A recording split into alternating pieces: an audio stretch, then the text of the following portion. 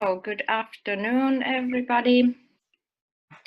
Because we are recording this webinar for the purposes of the whole RDA, and we will be sharing this recording. This webinar will be held in English so that it can be shared and everybody can also get an update on the Finnish situation. Also those who could not be here and also our international partners. So welcome everybody. My name is Irina Kupiainen. I work at CSC in the RDA Finnish node, and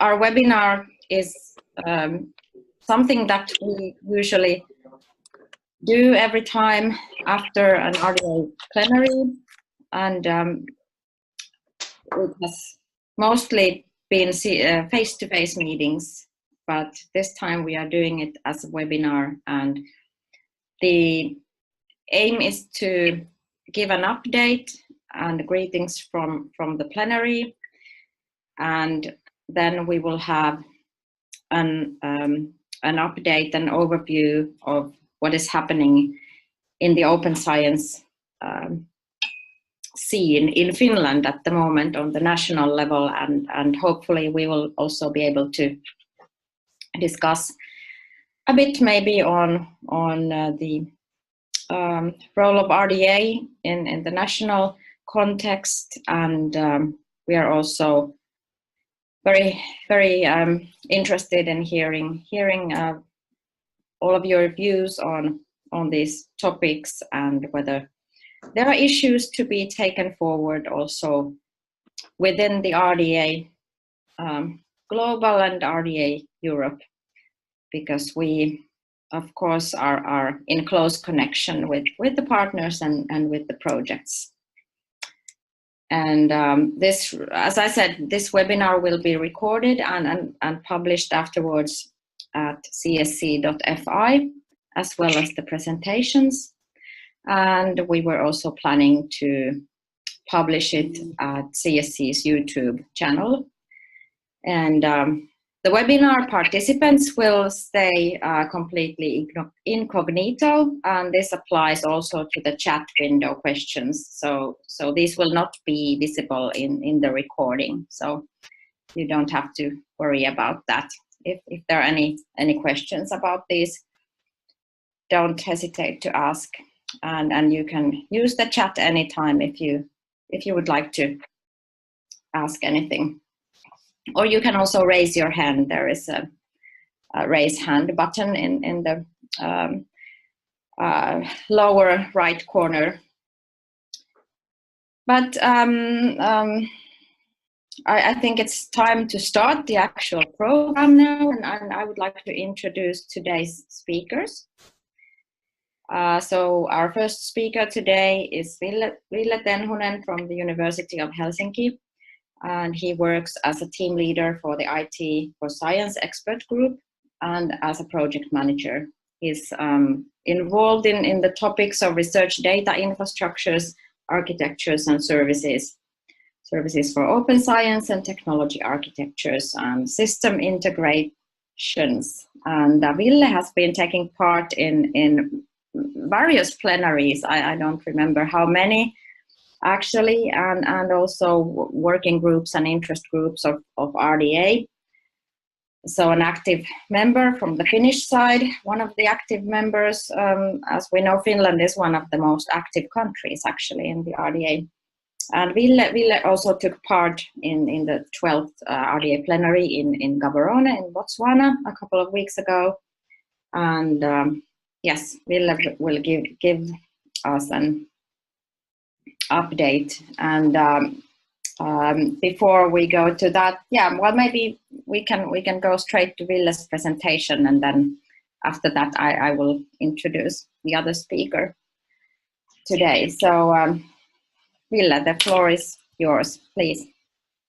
Yes, as Irina said, my name is Ville Tenhunen, and I'm working for the University of Helsinki, and And in the RDA, I'm also co-chair of the one interest group called Research Data Architectures in Research Institutions, and it's a quite new interest group there, and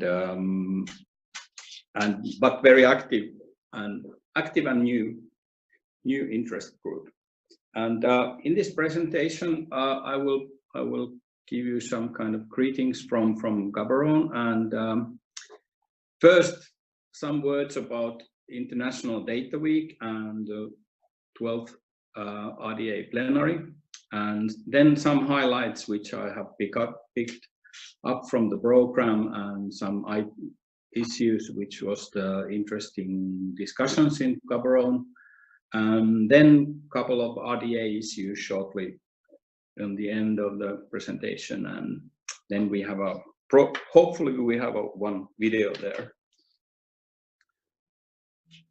Yes, generally speaking, International Data Week and RDA plenary in Gaborone, it was clearly important event for the African open science and research data society and community, and there was a lot of African representatives in Gaborone then.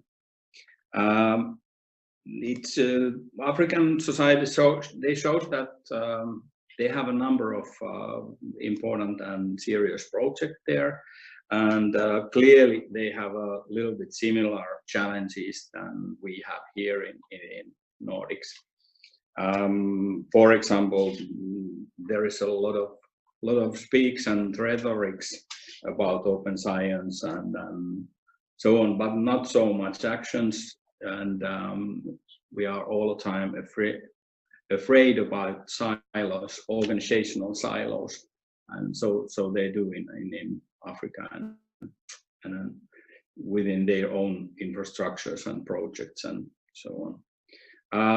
In Africa, Southern Africa is it is most active part of the Africa within these issues, but there is a number of countries all around African continent which is interested in open science and research data issues.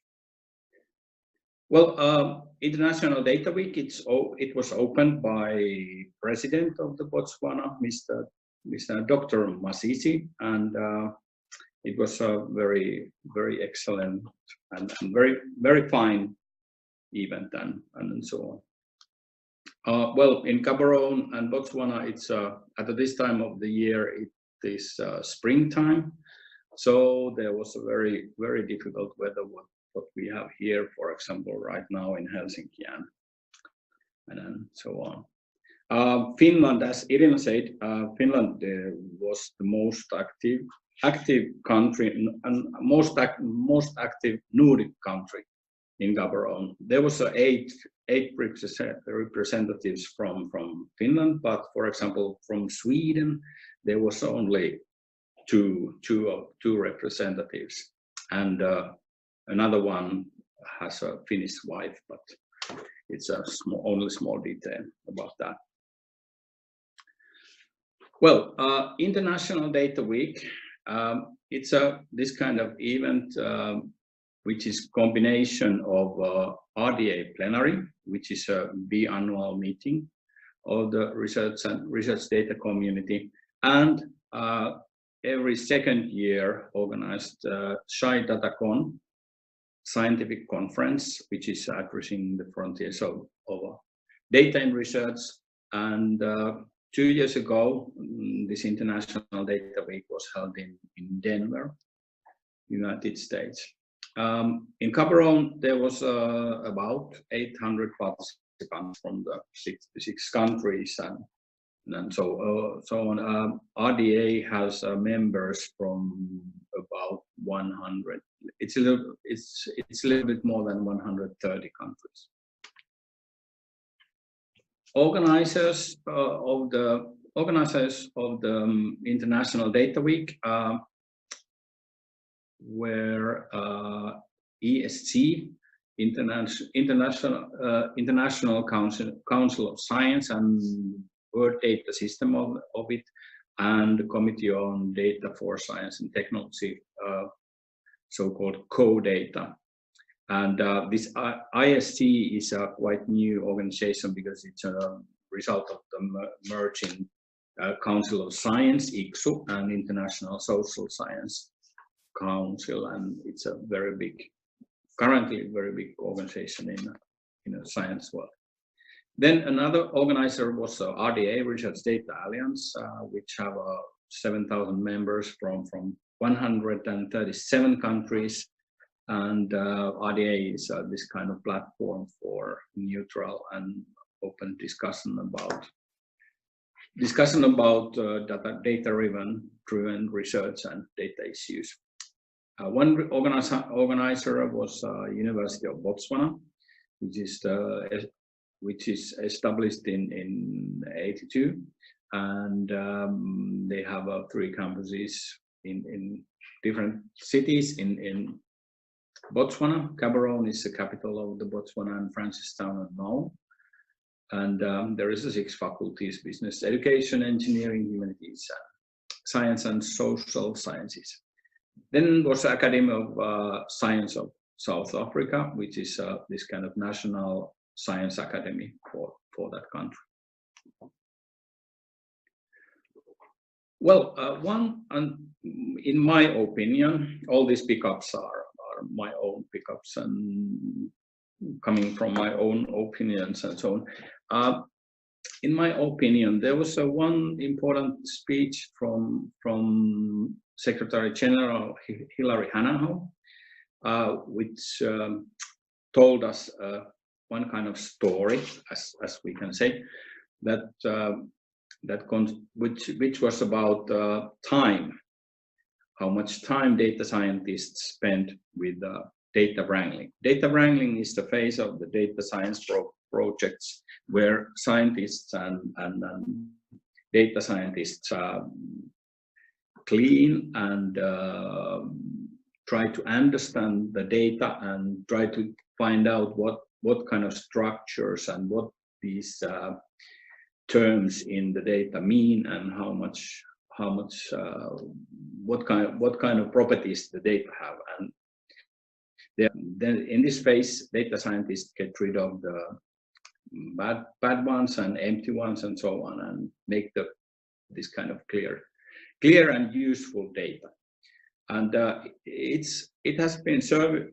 There was one kind of survey research which says that it's just actually 79% of the time of data scientists goes to the data wrangling, and only 20% to the other part of the research. So Hilary Hanaho's story start that make this question that, all right, how about if data scientists have to use only 20% of their time to the data wrangling? And there was some ideas, and this is why RDA exists, because it's RDA meaning of life is to do something like easier this data scientists work and data scientists life, and this kind of things like reducing this time to the 20% or even 50%. And the tools for that is, for example, those RDA recommendations and outputs, and the fair data is one tool in principle level for that. And I think, in my opinion, it's a very good target if we are trying to reduce this time, for example, to the 50 or 20%. And it's a very good meaning of the life for RDA. Something shortly about RDA outputs, and there's a different kind of outputs which RDA has make within last few years, and there is this kind of recommendations, supporting outputs and other outputs, and then there is this link, you can find all those outputs, After this webinar, we will deliver all this presentation, and then you can get these links and so on, so you do not have to write them down from here. I just pick up a couple of examples about those outputs. For example, the scalable dynamic situation methodology, which means that already there is described how to make citations to the dynamic data. Dynamic data is something which is changing all the time and so on, but there is a specification how to create these kind of citations. Another is about research data collections and what kind of model for actionable collection should be used in when you have these collections. One example is research data repository in interoperability, which is not yet ready, but it's in endorsement process in RDA, and this output provides recommendations with respect to an interoperable packaging and exchange format for digital content. So how do different repositories discuss with each other and make it as easier way as possible. There is a number of different outputs like that, which try to standardize different things, which is the one basic element if we are thinking about easier life for data scientists, for example. It's also easier to maintain this kind of system if there is a standards behind all these properties of the systems and so on. Then FAIR principles. FAIR principles was the most. It was the word which we used almost not every sessions, but almost everyone. Everyone spoke about FAIR principles in everywhere, and it's in different way. It's kind of hot topic right now. And FAIR principles means that research data should be findable, accessible, interoperable, and reusable, and of course in such way then that you can read the data from for example, from the database with the computer and so on. It's not only for the humans, but it's for the computers also. There is nowadays there is a service called FAIR sharing, which is where you can find different metadata standards and into databases and this kind of standardized tools, and there you can find tools to make things more fair. But then this is not enough, because FAIR is only principles. You can't, for example, join the principle movement or something like that. It's not organization. And now this is a European, born in Europe, but I think it's going to global, but we will see. There is an organization called GoFair, and well, Go comes from global open, and fair is fair, as we heard a couple of minutes ago. So GoFair is this kind of bottom-up initiative that aims at making fragmented and unlinked research data fair. And there is some offices in the Europe right now, as far as I know, was it 2 or 3 countries, Netherlands, Germany, and France. There is some kind of offices for GoFair. But GoFair, idea of the GoFair is to create services and technological solutions for this fair, and making data more fair and supporting the fairness in research data area. This is a very interesting initiative, and we will see what's happening with that. But how can I say, if we think that we have to make fair reality, then it's important that we have this kind of organizational tools also. Then there was a little bit discussion about this picture, where is the three organizations like GoData, RDA, and GoFair, and this means that already here is a three organization. They have some kind of relations with each other, and of course all those people knows each other, and then there is this kind of organizational thing, and it means that there is a number of organizational discussions. But well, this picture hopefully makes some ideas clearer. GoData and this ISC is it's a combination of more than 200 councils and societies, and they are creating this kind of best practices and this kind of outcomes, and they are a little bit like United Nations of the data issues. Then RDA have 7,000 members and number of partners, and those members are individual people. So the basics of the GoData and RDA is totally different. And RDA works with working groups and interest groups and trying to find different kind of specifications and recommendations and stuff like that.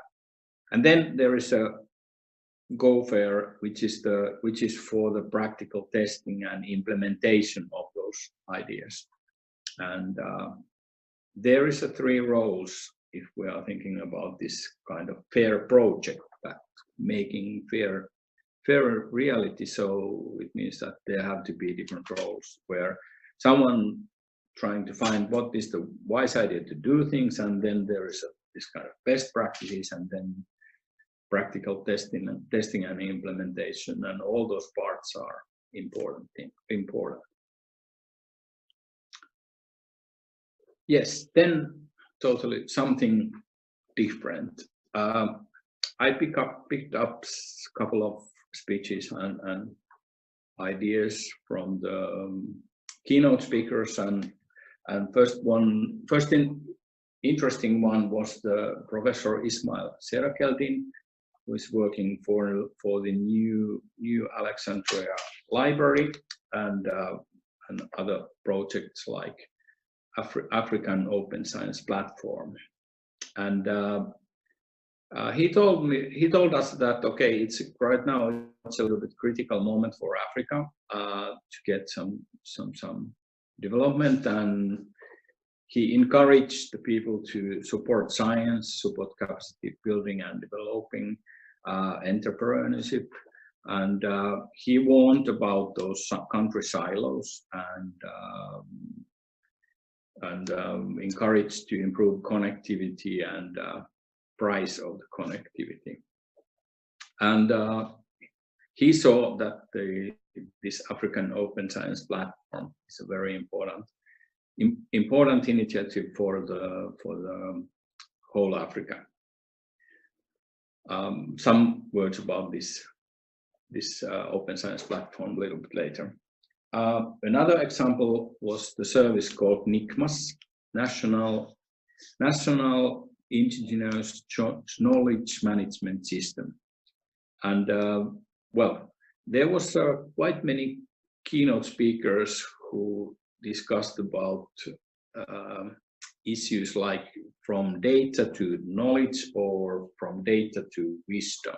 And this wisdom was something which number of people like to describe as some kind of target of the open science and the research data projects. And the NICMAS was this kind of knowledge management system, and it should support the processes and structures developed through the national record system and so on. It is a quite interesting example from Africa. About African Open Science Platform. It was not so clear what does it mean, but it's this kind of Pan-African project for Africa by Africa. It's well, for me it looks like a little bit relative than we have here in Europe. We have this European Open Science Cloud, and it's not at the first stage. It's not clear what does it mean in the service level, but it's this kind of framework to create different kind of things in real life. The one idea is the development of open science and innovative platform depends not only on physical infrastructure for different things, but also on protocols, policies, procedures in science system, and that provide the structure and support to ensure the science objectives are adhered. And well, this is an interesting project from the Africa, and this kind of community-based idea is here quite important. Well, then a couple of short notes, and again, these are my own pickups. And well, this here in these slides, here is the first note is the research data architectures in research institutions interest group, which is co-chaired by me and James Wilson from London. And well, we have hopefully new co-chair also from Australia, Keith Russell, but we will confirm that a little bit later. Our topic was storage architectures, challenges and use cases, and then we have this kind of session about governance survey, which we execute in the near future, but not, I don't know yet when, but hopefully it will happen next year, but when in next year, I don't know yet. We had 3 case statements, one from Munich and then from London and Australia. And it looks like there was a discussion about those storage architectures, how the researchers store their data and which kind of system has used for them. Well, there was a number of discussed about iRods and Nextcloud and this kind of applications. And the challenges were quite much similar than we have here in Finland. And that, okay, how to ensure the workflow that when the researcher use this kind of system, of course, there is a number of different systems in a chain. When researcher use this system, how to ensure that the workflow is as easy as possible. This was one big discussion in this session.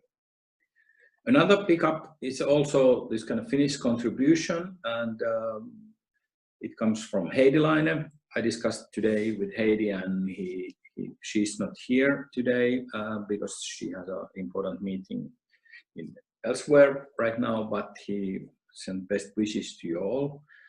And Heidi had a paper called State of the Art on Data Citation in Finland, and you can find this scientific paper from the link. And there was one point he told that, okay, evolution shows that Finnish research community is sufficiently mature in terms of data citation infrastructure, but still the practice of data citation is lacking. So there is a work to do anyway in this area also. Well, then there was this kind of birds of feather sessions. Those birds of feather sessions in RDA are these kind of sessions which are for the new ideas, and new ideas for the working groups or interest groups. And I participate on a couple of birds of feather sessions, and one was about data properties as economic goods. There was a couple of professors who like to discuss about this kind of thing, that what we should do if we think about data as a economic good, because there is this kind of properties also. Well, this was not very clear discussion, because someone thought that open data and economic data as an economic good, there is a possible contradiction and some kind of problems.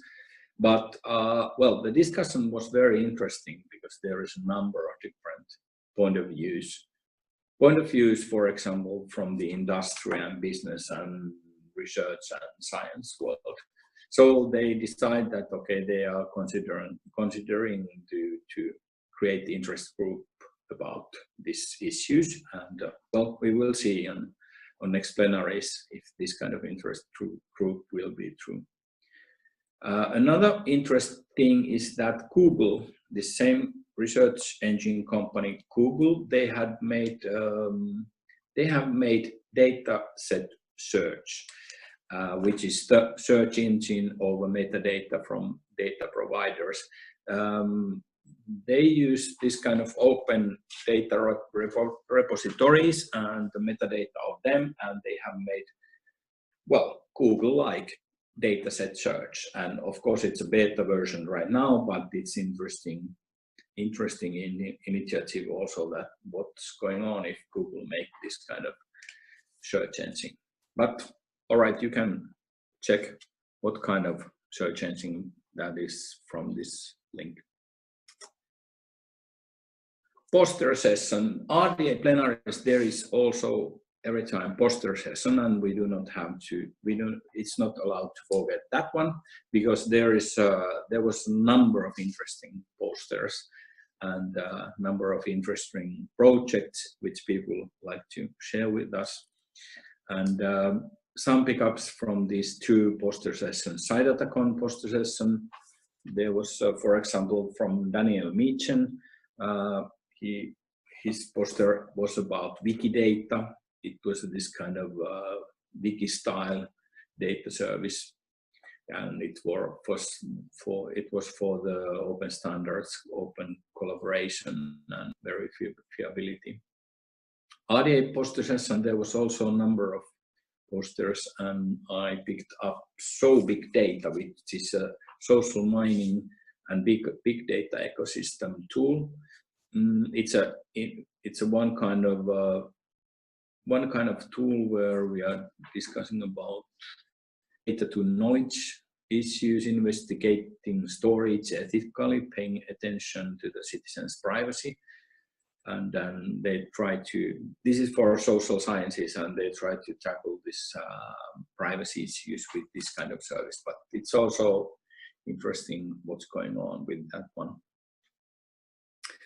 Well, then some low noise signals or emerging issues. There was some discussions where we discussed about workflow. In the research data world, we are discussing quite much about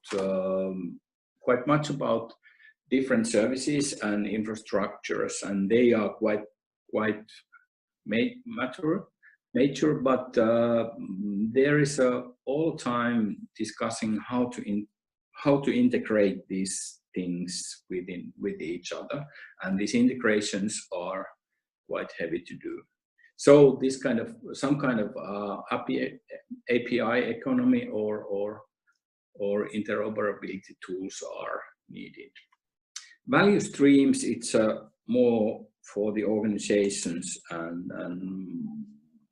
it's a little bit more for the doing things than technological idea. It's a lean-based. Lean is this kind of management ideology, and there was some keynotes and some sessions where those speakers spoke about value streams, how to make value for the researcher with the different kind of infrastructures and so on. I don't know if this kind of tools will be useful in research data community, but this was interesting issue in this plenary. But that was not all, because there was also big discussion about artificial intelligence and machine learning, deep learning, and these kind of things. And in concrete life, it means that, okay, what kind of things we can automate and outsource. And there was Ian Foster from University of Chicago who spoke a lot about this thing, and there was a number of different things what we can automate in the future with the software, and perhaps outsource them into the cloud and so on. This means that, okay, this artificial intelligence is coming to the research data world quite soon, and it means that it comes from different corners. Artificial intelligence tools create data, they use data, they need data, but they can be also managed by, data has been also managed by artificial intelligence tools. And well, this kind of future is very near, and we will see. We have already some tools for managing data with machine learning things and so on. But when we have a serious artificial intelligence tools, well, this time will be quite soon. Well, then couple of words about RDA issues, and very shortly, there was one session about RDA regions, which is about ensuring sustainability of the Research Data Alliance, global Research Data Alliance.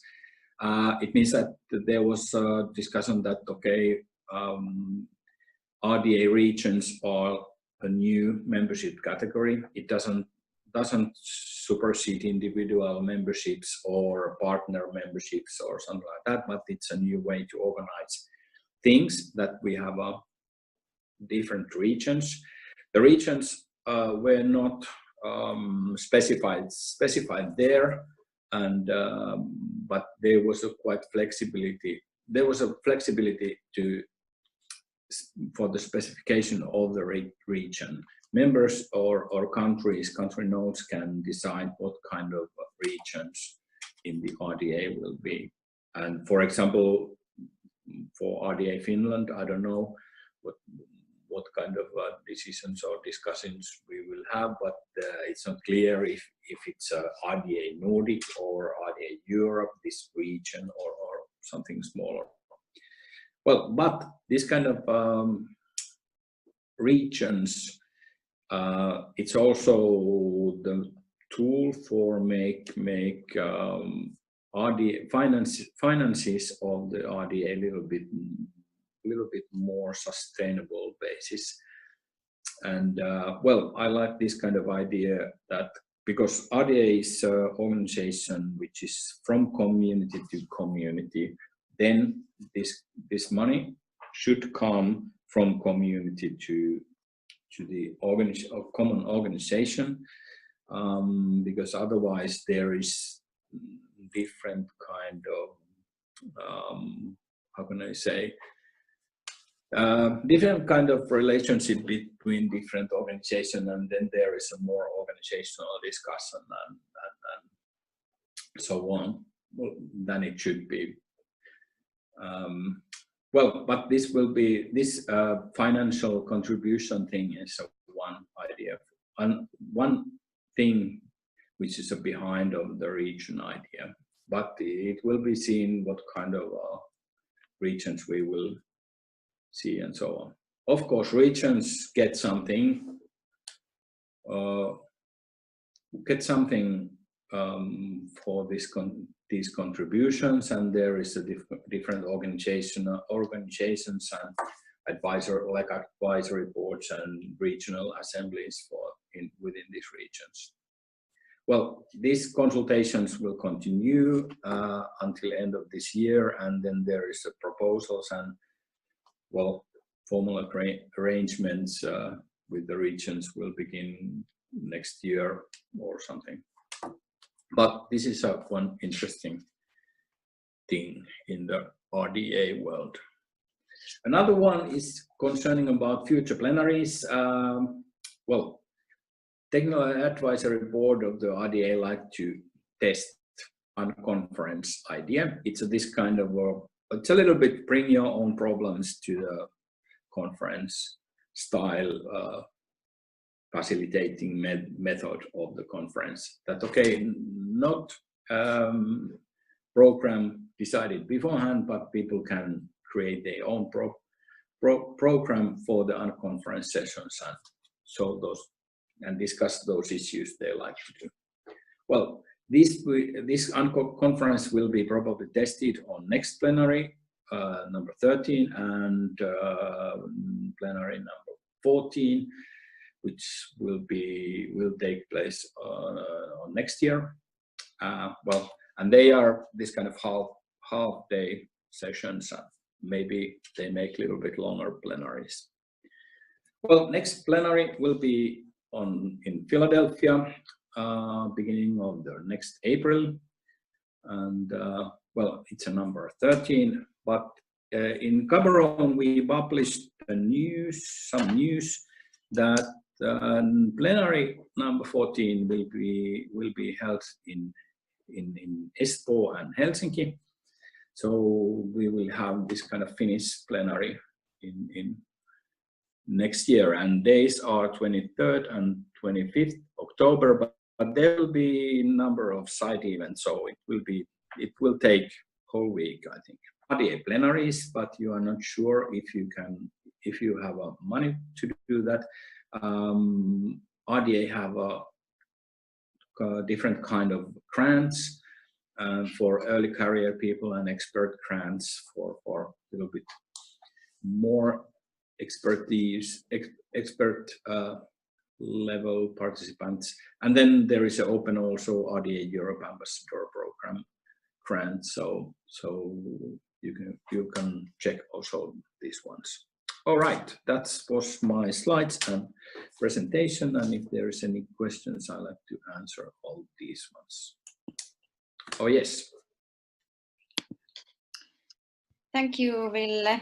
Thanks a lot for the very, very thorough presentation, and you covered a lot of topics here that also concern and are of interest to the Finnish node and including the plenary, of course. But now I would like to invite everybody to ask questions, and please type your questions in the chat box, and we will then read them, and Ville can answer your questions. And if there are no questions at the moment, I at least I have some questions. Okay. For Ville. Yes. So first of all, I was wondering now that because there has been this process within the European Commission that these RDA recommendations and outputs have been kind of evaluated and then given this status of an ICT technical specification. And I know that at least 5 of them have already gone through this process, and that means that they are officially approved by the Commission as ICT technical specifications for procurement, which is kind of a European endorsement, even though RDA is not a standardization body, but they can be considered as some kind of standards, and that is of course a very, very good thing in terms of sustainability for RDA, and because the work is intended to be actually used and not only to be archived but to really help on a wide scale. So was there any kind of further information on this process, and were there new specifications presented in the plenary? Yes, well, actually not so much. We discussed a little more about this kind of African issues there, but there was some outputs. There was an output session, as all RDA plenaries had, and there will be outputs concerning about interoperabilities and this kind of data brokering issues, how to make data easily communicating with two or three or number of different IT systems.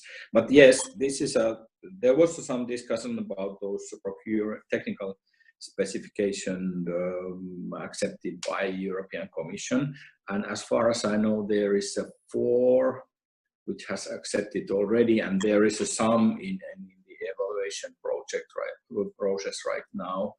And well, European Commission demands in Horizon 2020 research projects that the data funded by Horizon 2020 have to be there. And okay, this means that there have to be some kind of technical specifications also. And of course, these specifications are for those procurement processes, but I think we can use them also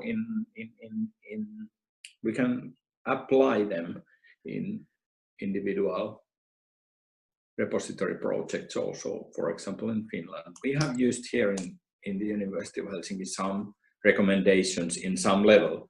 Of course, they are not suitable for us as they are, but we can find a number of different things to learn and make a little bit better things that way. But there was not this kind of big discussions, but hopefully in the near future, perhaps in Philadelphia or in Espoo, Helsinki, there will be new outputs. Because I know that there is some working groups which are working very hard with those issues, especially with the interoperability questions.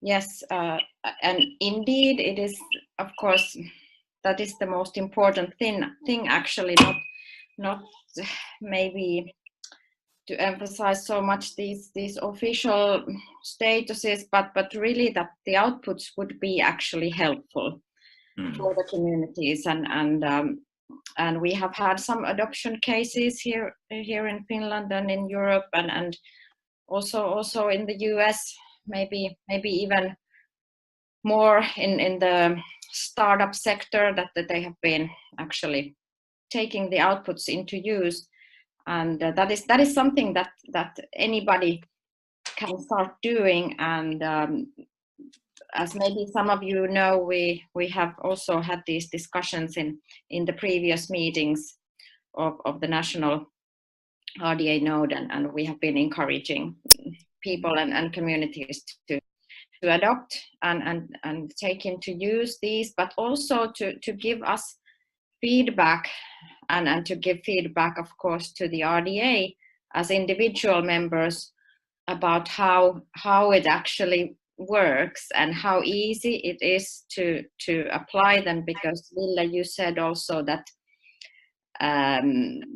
that they necessarily, it is not always so that you can just take it and apply as such, but that you have to somehow adjust this to your own context. But I'm still interested in maybe learning about your experiences and in how easy it has actually been, or have you had any challenges in this adoptions? Yes. This kind of, well, we have to work together with these kind of things. These adoptions are not, they are possible, but it needs a little bit work to do that. But still, it's a wise idea to do that, because otherwise you have to make all those things by yourself. Yes. Indeed. Okay, but this is something that I believe that is becoming more and more important as the RDA goes forward, and also in discussing the sustainability issues and also what we are now doing in the RDA Europe project, where the idea is to sustainability plans on a national level, and this relates also to the regional level, so that actually the RDA outputs would be efficiently taken into use on national and regional level, so that we would have something tangible as a tool on national and regional level to help the researchers, the communities, the people dealing with data, so that something that would be globally worked and endorsed, and that everybody would not have to invent the same wheel again, but we could leverage the tools that have been developed. Yeah. Hey, Irina. Yes. Well, there is one open question as far as see. Yes. You see. I see the question here, and the question is whether there still is an open call for project fellows, project and travel in RDA, or some kind of travel grant to travel to the plenary. And there are 2 calls currently open. There is a call for early careers for the RDA Plenary 13 in Philadelphia. And that call closes 5th of February, so that is for early career researchers. And then there is another call for experts that also closes 5th of February 2019, and that is support to European experts, mid-career or senior data professionals or scientists to attend the plenary. And these are all listed on the RDA website, so that is available there. So that was a good practical question that was good to take up here. Any other questions to Ville at this stage?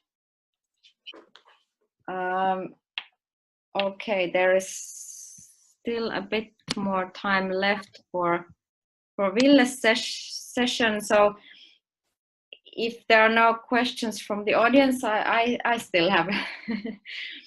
I'm not running out of questions. So one issue that came up when you showed these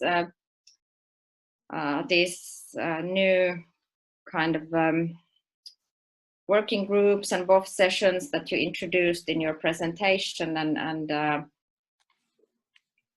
what is your impression now from this plenary and maybe the previous one as well, as you have been there for many times and maybe seen some development and in terms of social sciences and humanities, because in these fields it has not maybe been so strong, although I will still say that for example in Finland and Europe, I guess as a whole, social sciences is a forerunner in open science. If you think about FSD and CESDA, and so they have been working, and of course libraries and that area is very advanced, but then in RDA and many of these infrastructure projects, they are quite much dealing with other fields of science and physics, and so which have large amounts of data, which have kind of the the big data as a default for their research, and they have had to think about it from a different perspective because of the amount of data and so and that it has been then acknowledged that social sciences and humanities need a specific kind of tools and infrastructure. So how do you see this in for example, the Gaborone was somehow discussed, or was it? And you mentioned already something, but it would be nice to hear some of your views on this topic. Yes, this is very interesting question. I have been in, well, was this my 7th plenary? About 7th or 8th, or well, something like that, RDA plenary. This kind of, for example, climate change researchers, environmental researchers, space people, DNA people, and this kind of researchers has been very strong in the research data community because they have a huge amount of data, and this kind of very big data has been very important issue within RDA number of years. But nowadays this former it was that way, that there was this kind of interest group called long tail data or data in context, or this kind of interest groups which discussed also a little bit smaller amount data, because social sciences and digital humanities normally, not every time, but normally they have a little bit smaller data sets than, for example, climate change researchers have. Well, there has been all the time some kind of discussion also within these areas of the sciences, social sciences and humanities. In Gaborone, there was the one theme which I didn't follow very much, but one team which was up in the program. It was this kind of health systems and health data, and how to distribute health data within different areas. It was one point, and it was not only for it was not only about this kind of medical data like or DNA data. It was also it was also about how this kind of behavioral data or what kind of society and what kind of infrastructures there are and how they are connecting with the health issues. There was some interesting discussions in some side data concessions, as I remember right way. There was architectures and ideas how to combine, what kind of data models you have to have if you like to combine social science data with for example, with environmental data, because they are all the time. There is a connection. If you think about health issues, there is a connections with this kind of things. And there was some models, and these data models developed by, it was this kind of famous Australian professor. Now I don't remember his name, but anyways, it can be fine. But he has developed this kind of data model, how to make this kind of combinations. And well, this was something new, because normally those sessions has been distributed that here is social sciences, humanities, environmental, climate change, and so on.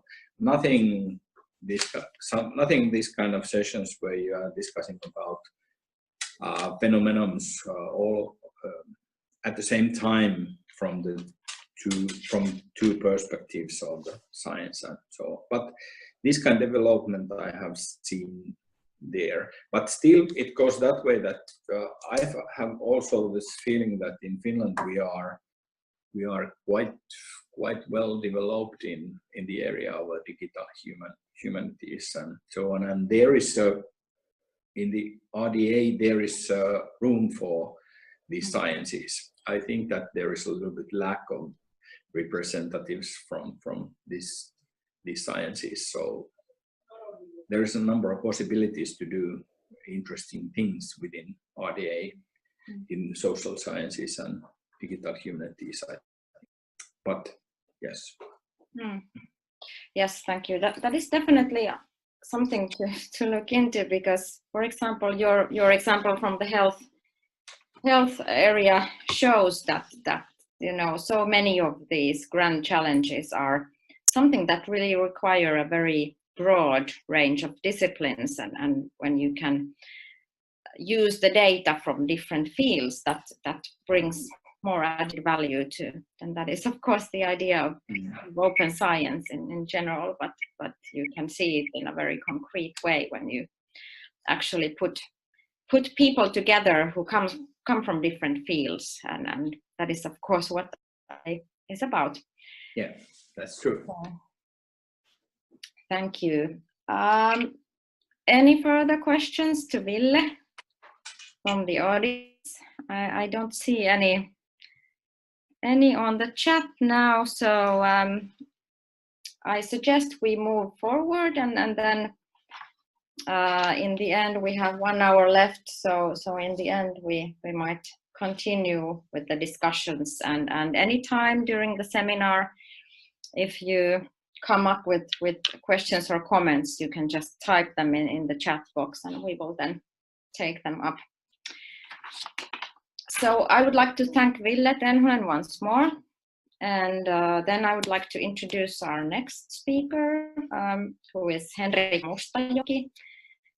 She's head of development at Federation of Finnish Learned Societies, and developing the national open science coordination in Finland, and implementing it too, I believe. And Henriikka has 20 years of academic experience in ethics, teaching, open science, research, and national development. And today, Henriikka will introduce us to what is happening in the field of open science in Finland right now.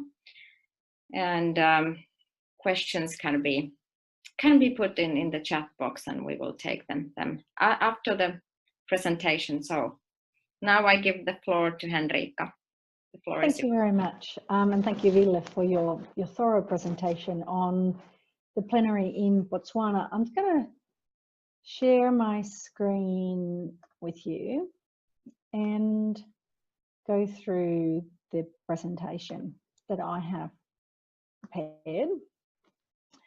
So Open Scholarship Coordination in Finland has transferred to the Federation of Finnish Learned Societies earlier this year at the end of a national project. So we are creating a new coordination structure, and I'm going to run you through that, and then I'm going to concentrate on talking about the opportunities, or what Irina mentioned right at the end there, of the RDA initiatives and recommendations, and how the current coordination structure might assist in bringing those into reality for the Finnish research community.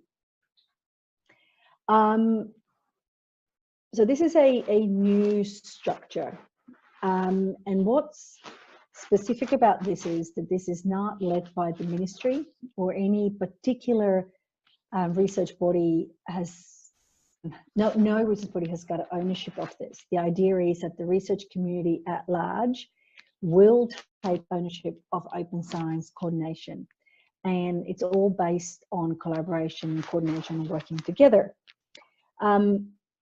The first half of this year, there was an ATD project, Open Science and Data, where the letters come in Finnish, and they recommended that we create an open science coordination body in Finland, and the recommendation reflected quite clearly an RDA type structure with working groups, expert groups, and plenaries.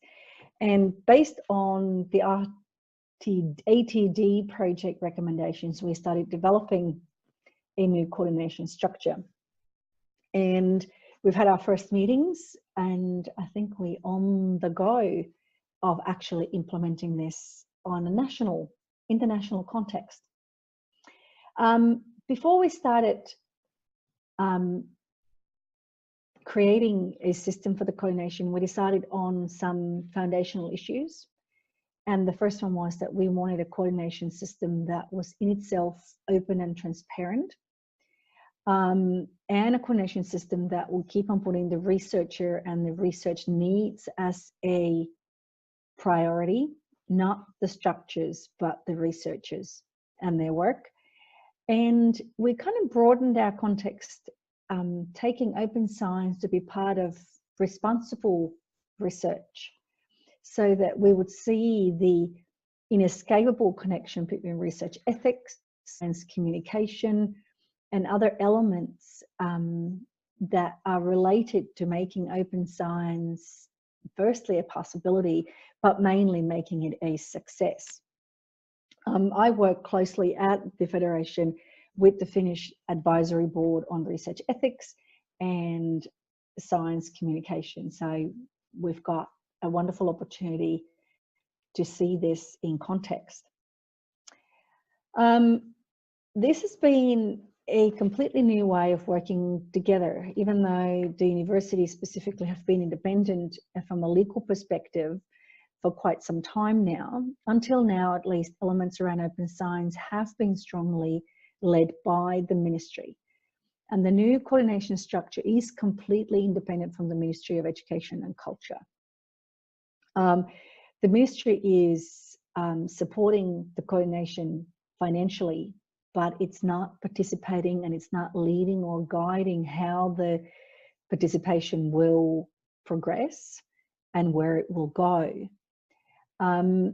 And second thing that's a new way of working is that we're combining the entire research sector in one topic and making sure we all sit around the same table talking about the issues together. And this means we've got research organisations in Finland, the three types: universities, the applied science universities, as well as our research institutes. We'll include our funding bodies, the libraries and archives in the coordination of open science questions. What we hope the coordination to achieve, interestingly, the more dialogue was the minimum for success by the ministry. But as we had a lot of conversations the first half of this year, it became quite apparent that there's a great need for national guidelines and strategies. And as all research institutes are independent, the question is, who's got a mandate to create national guidelines and strategies? The ministry has an opportunity to do that through funding, which is quite a crude way of creating guidelines and strategies. And we've come to the conclusion that the community has a mandate as long as everyone has an opportunity to participate in the process of creating guidelines and strategies for open science. Secondly, there is a great sense that we need to collaborate more. I think Irina and Ville, you've both kind of referred to the fact that we all deal with the same questions, and there seems to be no point or need for everybody to try to find their own answers to the same question, but to create shared answers. And one of the big issues that we've had is to identify which questions are appropriately dealt with at an organisational level, which are appropriate to be dealt with on a national level, and which ones are appropriately dealt on the international level. And the task is really on the implementation of the internationally level guidelines and strategies into the national context. And we hope that through the coordination structure, we will create a clearer big picture on what's happening currently in open science, what needs to take place, who the active participants are, and what do we really want to achieve. So there is a task of creating a vision, an open science or a responsible research vision for Finland for next 5 years or even next 10 years. And then looking, what do we need to coordinate and do together in order to achieve that vision? Then we wondered, what do we need to make all of this possible? And the decision was that we needed a structure that was as simple as possible. And secondly, that those participating in the coordination, which is all the agents in the research community, that we would have clear roles. We wanted to have something in the structure that would have and enable us to actually make decisions that would be implemented, that they wouldn't just remain pieces of paper that would become reality. And lastly, we wanted a structure that would have continuity. We didn't want to work on another project that would have a deadline and then regroup after the project was done to move on to the next topic. We wanted a coordination structure that would kind of overarch whatever projects there are. And once we were doing this, we've quickly mapped over 100 different open science projects in Finland, concurrently running in different organizations, which then becomes even more important that we define roles and who's doing what, so that we can all concentrate on things that need to be done, and we can wait for each other to get their work done and build on it, rather than working without an awareness of what everybody else is doing. So they were our wishes and plans for the coordination. We had an extensive consultation process. We had 2 different projects, the ATT and ATD. And then we spoke with the following organisations: the Finnish University Rectors Network, the Applied Science Universities, a representative body, the Research Institutions and Institute, a representative body, the Academy of Finland, which is the main funder for research in Finland, the National Library, National Archives, the Council of Finnish Academies, CSC, Open Knowledge Finland, University Library Network, and of course the Ministry of Education and Culture. What came out of this is the absolute desire for everybody to participate in a coordination body and work together in order to improve the opportunities for open science to flourish in Finland. So we started in a really good place. And this is what we came up with as a coordination structure. In the middle, we've got a strategy group.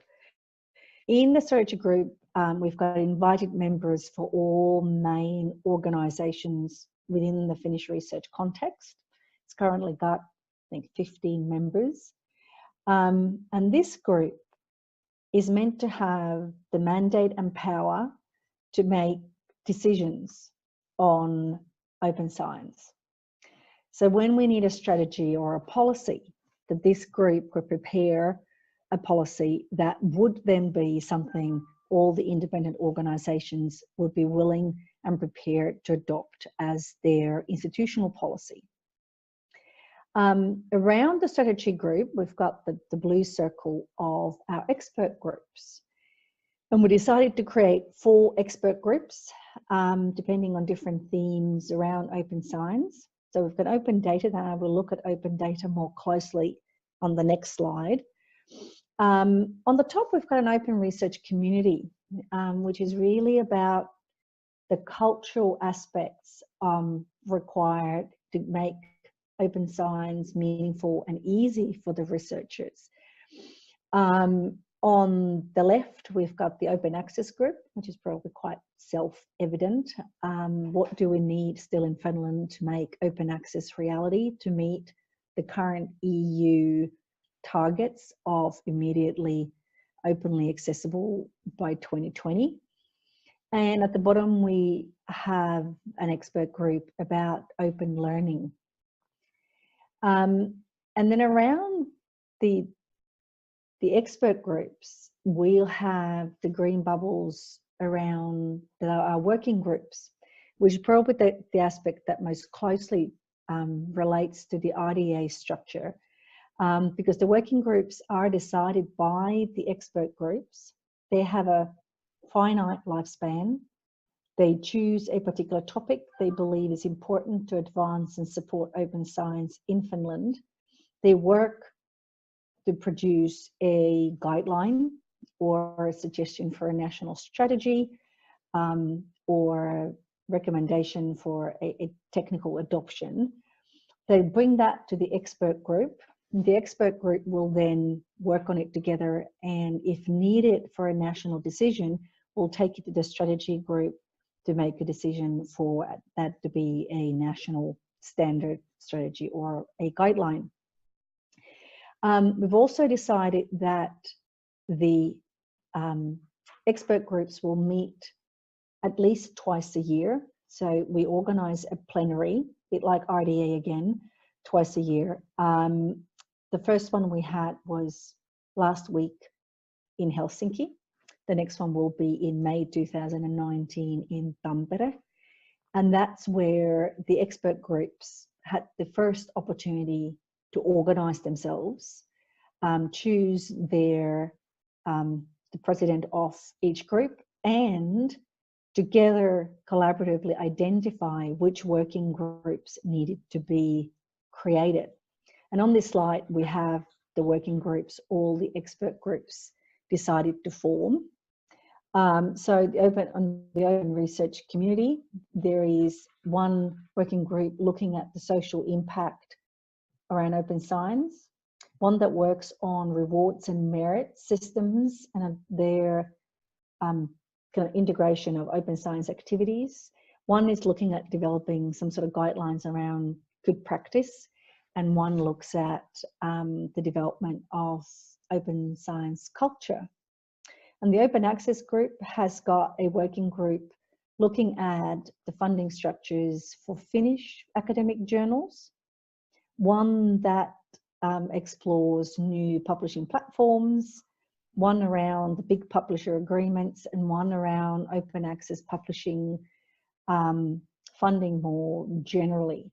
On the open learning, there is a group that looks at creating some standard contracts for sharing learning materials. There's one that looks into what motivates and what could help to increase the motivation around open learning. One group is looking at tightening and clarifying the definition of open learning, and one looks at an existing project coordinated by CSC about open learning platforms. So these groups have just started their work, and the next meeting, as I said, will be in May 2019. From RDA's perspective, the open data is the most interesting one. And the working groups and the expert group really is the opportunity for RDA outcomes to be adopted in the Finnish national research scene and by the community. And if any specific implementational steps need to be taken for an RDA guideline or recommendation to become reality, there is an opportunity to start a new working group on that to see how to pave the way for the recommendation to be taken up. And at the very least, the RDA recommendations would be discussed by this expert group. And obviously, Ville, for example, a member of the open data expert group, so we have direct links already from the RDA to the national coordination, which makes this all a whole lot easier because the links exist. So the open data group decided to start 5 new working groups. One is about sharing and storing sensitive data. One is looking at data citations and linking data and what's required to make that a workable practice.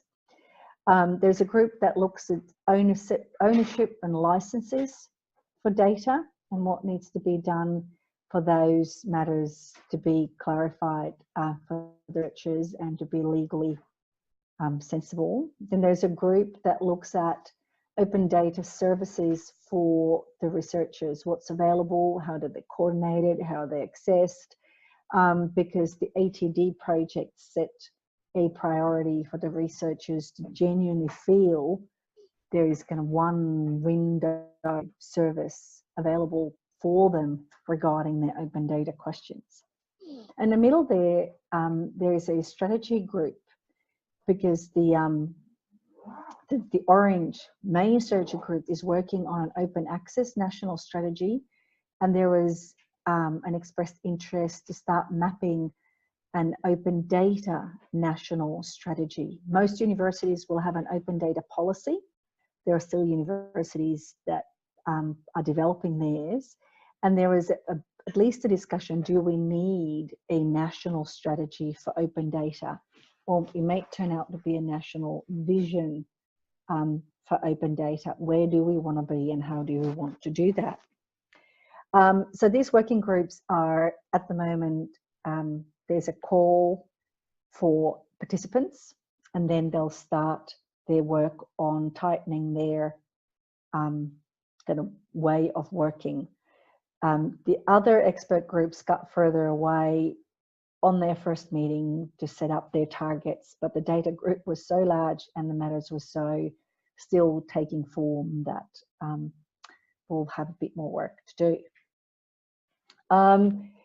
So, as I said, the expert groups will meet twice a year. We're meeting in Tampere on the 15th of May 2019, and the working groups are forming now. So you can register your interest to join these working groups. And then once we've had maybe another week for everybody to get an opportunity to join them, those who've chosen to lead each working group will then contact the people interested, and we'll get the ball rolling. Working groups actually working on the topic that they've chosen. So currently we're trying to make this as open as possible to make sure that everyone will have an equal opportunity to participate. And considering that this is our first round of doing this, this was our first plenary in Helsinki last week, we are appreciating that we're still searching for our platforms to communicate and other elements, and it's not quite ready just yet. So the National Strategy Group is currently working, as I said, on the National Open Access Strategy, which is currently out for comment, the first draft, that we'll hope will have a second draft before Christmas, and on researcher evaluation guidelines. It's been identified in most conversations that researcher evaluation and the metrics around that are one of the key bottlenecks for open science becoming an attractive element for researchers to spend their time on. There are definitely challenges in developing this new structure. One of them is communication. How do we make sure everybody knows what's going on? We've got over 100 just finished projects. We've got an incredibly fast moving international context around open science. How do we make sure the right information receives the right people at the right time? The second challenge is about being heard, particularly do we in this current structure hear the researcher's voice? If they don't participate directly in the activities and the working groups, who would have the opportunities and mandates to bring the researcher's voice into the decision making and planning? One thing we wanted to make sure was that we would integrate all well-working existing networks, that we wouldn't create new networks unless it was necessary. We've tapped into, for example, the Research Policy Advisors Network that's well-working in Finland. Data management plan tool Tuuli has got a well-working expert network. We'll be tapping into that. And making sure we get both information going and expertise flowing from those existing networks. And then we're seeking to make sure that those who are active in different international contexts will bring their knowledge and expertise and information from that to the Finnish dialogue and take what we have achieved in Finland into the international dialogue. And this is, for example, the way Ville and other people who are active in RDA, who are working in the expert group for open data, we've always got our channels open to make sure the information flows both ways. We also constantly making sure that we remember to consider ethics and integrity in all the elements that we consider in open science, and that we will talk about the skill development required to make open science a reality.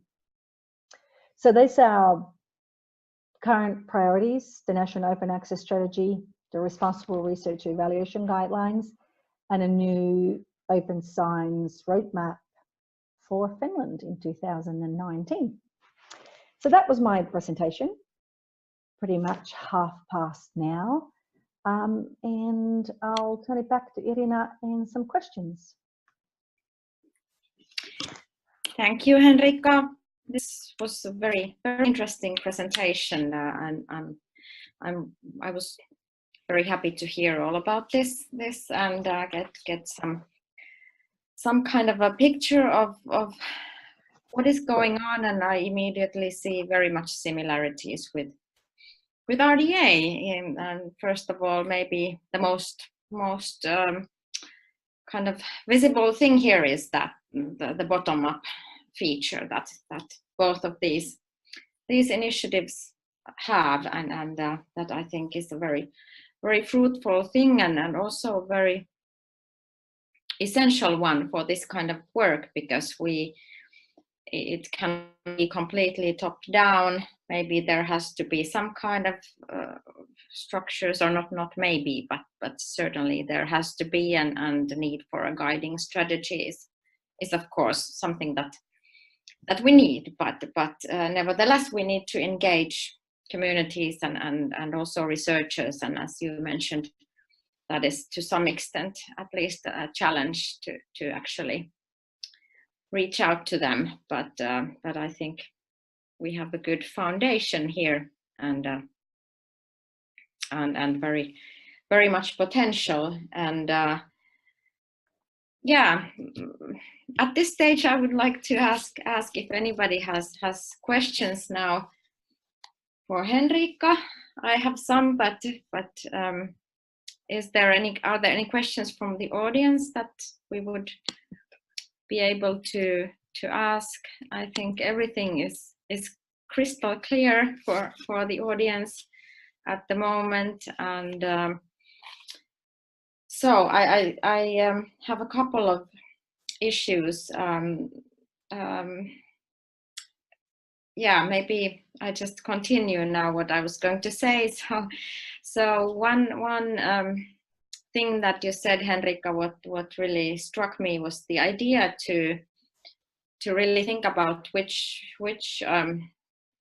tasks are best to be dealt with on which levels, and that I think is very important here, and it really relates to the kind of the bottom-up way of doing things, and the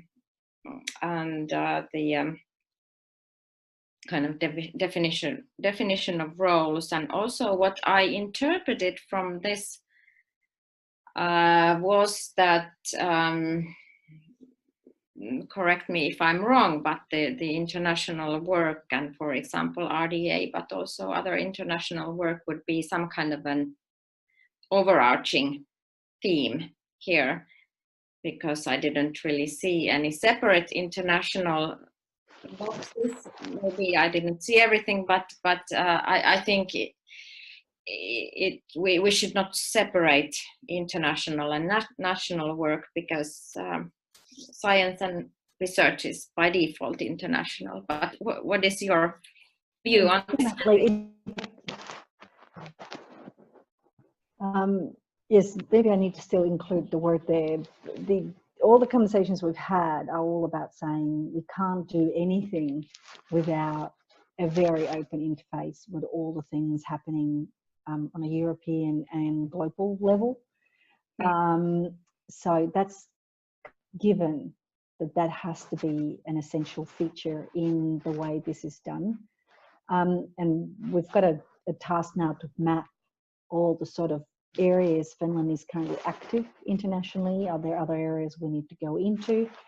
And at the same time, for example, when we come to research or evaluation and the merit system, there was a decision that we'll create some national guidelines so that we'll have something that we can take to the international dialogue, that in the Finnish context, we believe these are important.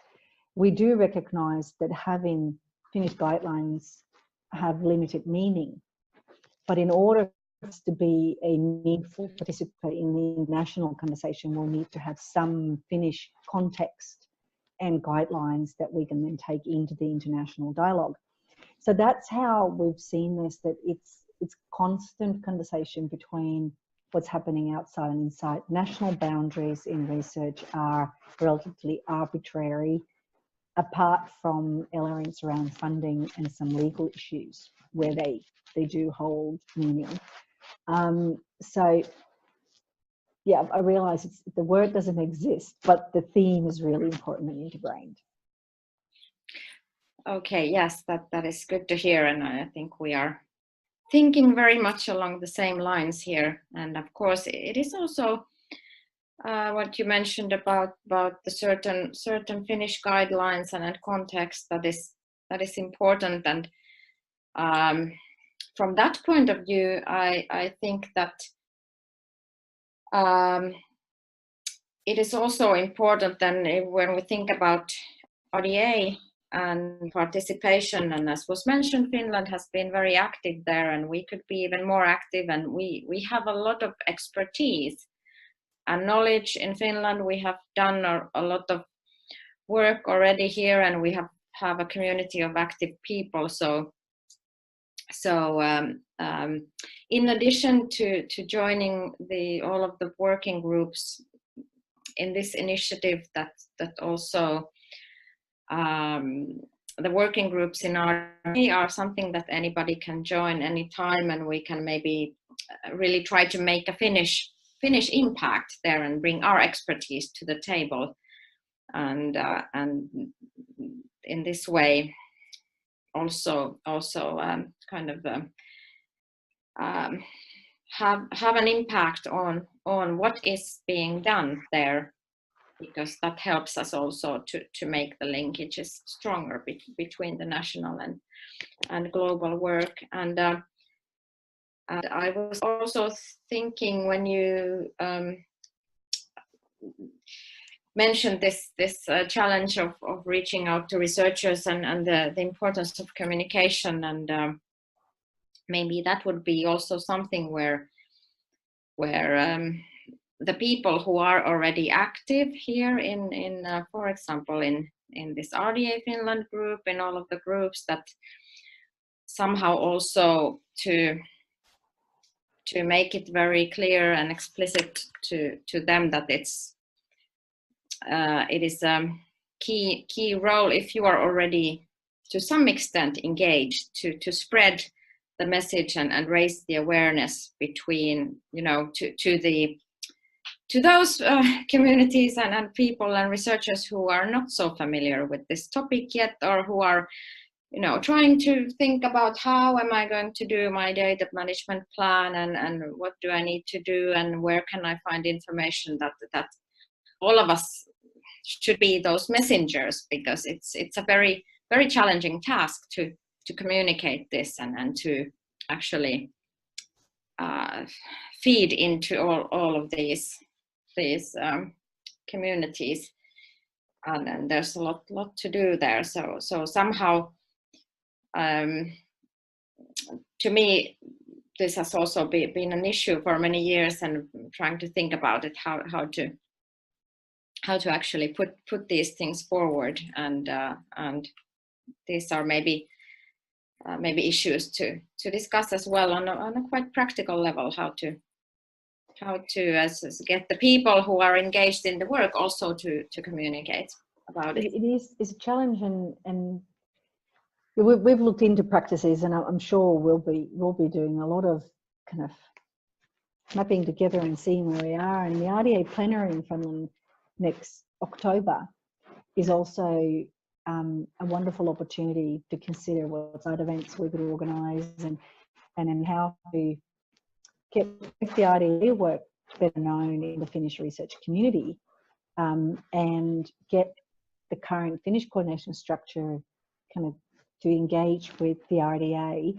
So I think the timing's perfect. The coordination is just getting on its feet. And then we've got this opportunity to having all these experts in Finland all at once in October, and working quite consciously to create those links and figure out how the communication can be improved.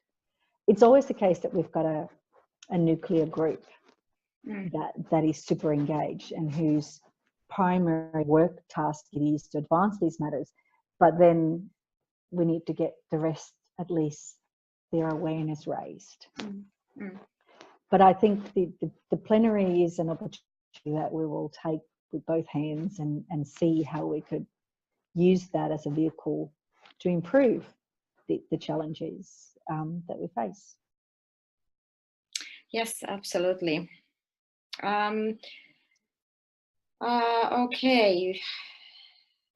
What else do we need to discuss? Are there any other questions here on the chat? Everything is still very, very clear. Maybe one thing that I would like to ask you, Henriikka, is that just to clarify about these working groups where anyone can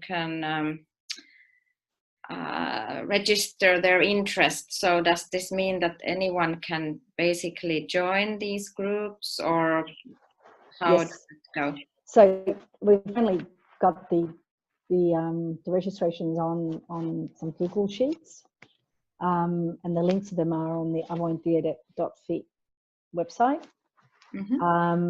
And we've done it that way so that you could see who else is there. Not just a little link saying I want to register, and you can see all the groups that have formed, and then once the groups are there, they will start working, and we've got some spaces in RDA and other where they will be working, but we want to make sure that while the working groups are working, you can kind of keep an eye on them if you're interested.